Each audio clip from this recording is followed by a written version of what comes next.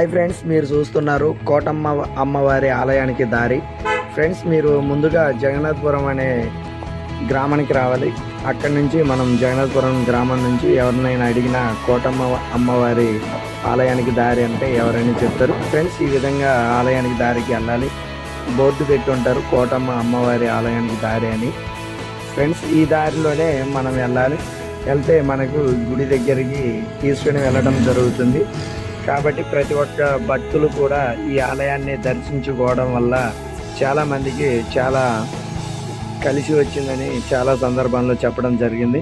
కాబట్టి ఫ్రెండ్స్, ఎవరైనా చూడదగ్గ ప్లేసు ఏదైనా అనుకుంటే కోటమ్మ అమ్మవారి ఆలయానికి ప్రతి ఒక్కరు వెళ్ళాలని కోరుకుంటున్నాను. ఫ్రెండ్స్, చూడండి ఫ్రెండ్స్, మనకు కనబడుతున్నది కోటమ్మ అమ్మవారి ఆలయం. జగన్నాథపురం నుంచి లోపలికి వెళ్ళాలి. ఓకే ఫ్రెండ్స్, ప్రతి ఒక్కరూ ఈ వీడియో కానీ నచ్చినట్లయితే షేర్ చేయండి, సబ్స్క్రైబ్ చేయండి, మీ ఫ్రెండ్స్కి చెప్పండి. ఫ్రెండ్స్, జగన్నాథపురం నుంచి లోపలికి వెళ్ళాలి. 3 కిలోమీటర్స్ ఉంటుంది. మీకు కనబడుతున్నది కోటమ్మ అమ్మవారి దేవాలయం. ఫ్రెండ్స్, ప్లేస్ చాలా విశాలంగా ఉంటుంది కాబట్టి ఫ్యామిలీ ఫ్రెండ్స్ ఎవరైనా వెళ్ళినా చాలా విశాలంగా. ఫ్రెండ్స్, కోటమ్మ అమ్మవారిని ప్రతి ఒక్కరు దర్శించుకుంటే మనకు నచ్చిన కోరికలన్నీ తీర్చడం జరుగుతుంది. కాబట్టి ఫ్రెండ్స్, ప్రతి ఒక్కరూ కోటమ్మ అమ్మవారిని కలుసుకొని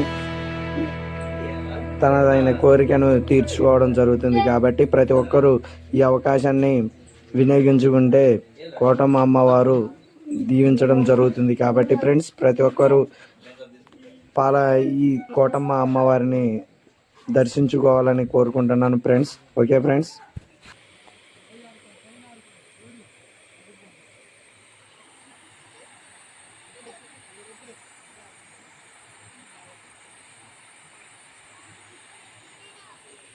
వాగు పక్కనే ఉంటుంది ఫ్రెండ్స్, చాలా బాగుంటుంది. పిల్లగాళ్ళకి చాలా సంతోషంగా ఈ వాగులో ఆడుకోవడం జరుగుతుంది. కాబట్టి ప్రతి ఒక్కరూ దేవుణ్ణి దర్శనం చేసుకోవడం చాలా మంచిదని కోరుకుంటున్నాను ఫ్రెండ్స్. అలాగే ఈ వీడియో కానీ నచ్చినట్లయితే షేర్ చేయండి, సబ్స్క్రైబ్ చేసుకోండి. Okay friends, bye. Tillu kind of work YouTube channel అని యూట్యూబ్లోని టైప్ చేయండి ఫ్రెండ్స్. Okay bye friends. ఈ వీడియో కానీ మీకు నచ్చినట్లయితే షేర్ చేయండి.